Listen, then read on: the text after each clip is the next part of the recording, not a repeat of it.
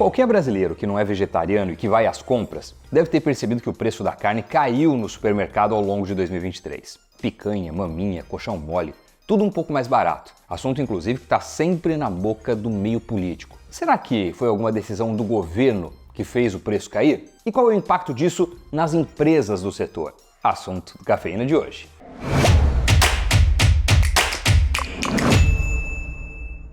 Olá, o Cafeína tá no ar. De acordo com dados do IBGE, o subgrupo das carnes acumulou até o mês de novembro uma queda de 9,87% dos seus preços em 2023. Algumas peças, como a picanha e o filé mignon, foram além, queda de 13% na picanha e 10,79% no mignon. Olha, pelo fato de nos últimos anos o preço da carne ter subido muito, esse produto já há algum tempo estava no meio de promessas e de polêmicas políticas. Indo para trás, em 2022 o preço da carne avançou pouco menos de 2%. Em 2021 foi uma alta de 8,45% e em 2020 quase 18%. Por conta disso não faltaram na eleição do ano passado comentários sobre o assunto. Já caiu o preço da picanha?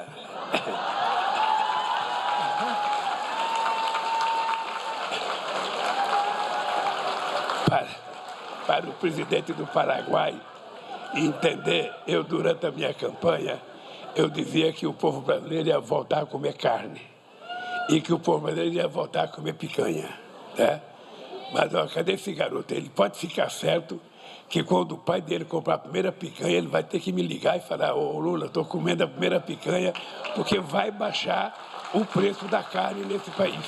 E essa foi apenas uma das vezes na qual o presidente Lula se vangloriou do feito recentemente. No Twitter, são várias as publicações nas quais ele, ou a sua equipe, mencionam o recuo da carne. Tá, mas será que houve alguma política do governo federal que ativamente agiu sobre o preço das carnes? A gente poderia mencionar que o real se fortaleceu no período e que isso, querendo ou não, barateia o preço da carne, já que esse produto é comercializado em dólares. O arcabouço fiscal ou a reforma tributária, iniciativas do governo, podem ter ajudado o real? Possivelmente, bem como o PIB mais forte que o esperado, né? Não por ter sido muito forte em si, mas porque satisfação é realidade menos expectativa. Mas a verdade é que não foi um movimento pontual só do Brasil ou só da moeda brasileira do real.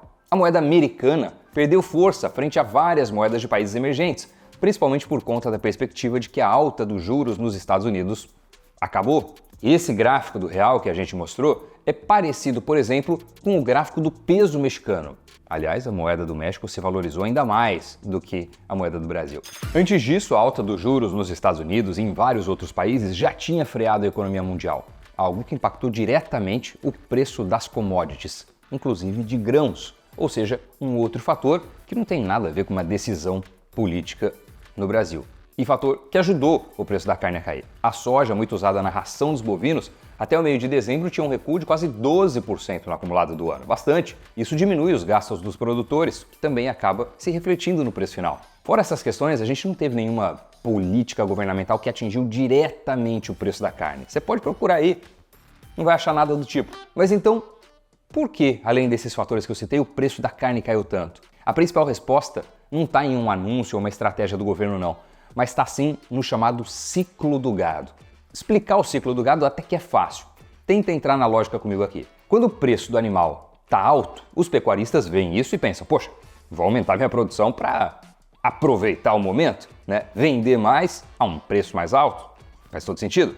Só que depois de um tempo, com todo mundo tendo esse tipo de pensamento e comportamento, que faz toda a lógica do ponto de vista comercial, a oferta de cabeças aumenta. E aumentando a oferta, o preço cai.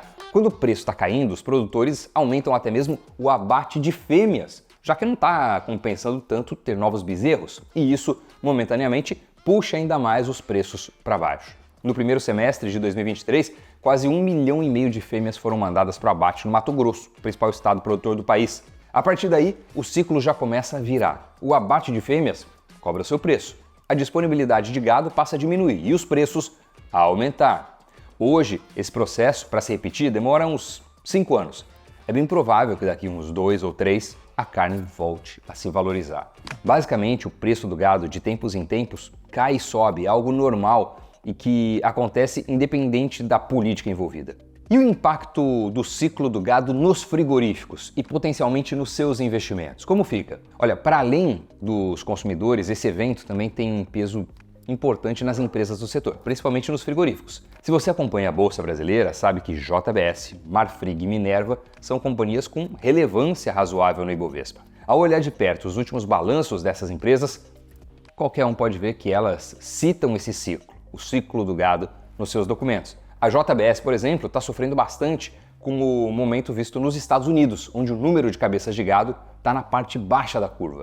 O frigorífico tem boa parte da sua receita vindo dos Estados Unidos. E quando o ciclo está em baixa, os consumidores não são os únicos que gastam mais. Empresas como a JBS também. A lógica é parecida com a que é vista no caso dos consumidores. Os frigoríficos compram animais de produtores e preparam eles para venda. Os ganhos dessas companhias ficam entre aquilo que eles pagam por uma cabeça de gado e o que faturam com a venda dela. Se os produtores estão cobrando mais pelos animais, há uma certa pressão nas margens. E nem sempre o preço, o custo adicional pode ser repassado na íntegra para o consumidor, que a empresa corre risco de afastar sua freguesia, de perder share de mercado. Se você pega a margem EBITDA da JBS Beef North America, braço da empresa aqui nos Estados Unidos, vai ver que ela saiu de 8,7% no terceiro trimestre do ano passado para 1,7% no mesmo trimestre desse ano. No documento, eles explicam, abre aspas, as margens de carne bovina na América do Norte sofreram um impacto relevante em relação ao ano anterior, como consequência do ciclo do gado na região, reduzindo a disponibilidade de animais para abate e aumentando o custo. A Marfrig, que também tem boa parte do seu negócio fixada nos Estados Unidos, sofreu. A Genial Investimentos, por exemplo, citou que a América do Norte foi a detratora do resultado e grande responsável pelo prejuízo de 120 milhões da empresa. Agora, a companhia com maior exposição ao Brasil, a Minerva, foi no caminho contrário. Sua margem EBITDA aumentou um pouco no ano, foi de 9,6% para 10,1%. Enfim, é claro que margem e ciclo de gado não são as únicas coisas que você deve avaliar se quiser investir em uma empresa do setor pecuário, mas ao menos vale ficar de olho. Hoje, os frigoríficos brasileiros todos têm uma política de diversificação das suas matrizes produtoras para tentar justamente fugir um pouco da dependência de um único lugar.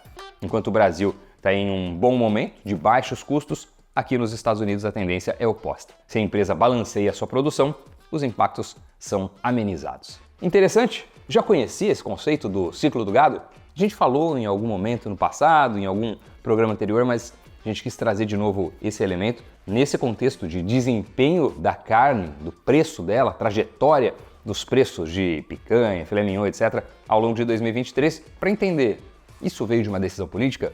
Isso veio de um ciclo que corre ao largo das decisões políticas, que independe dos tomadores de decisão?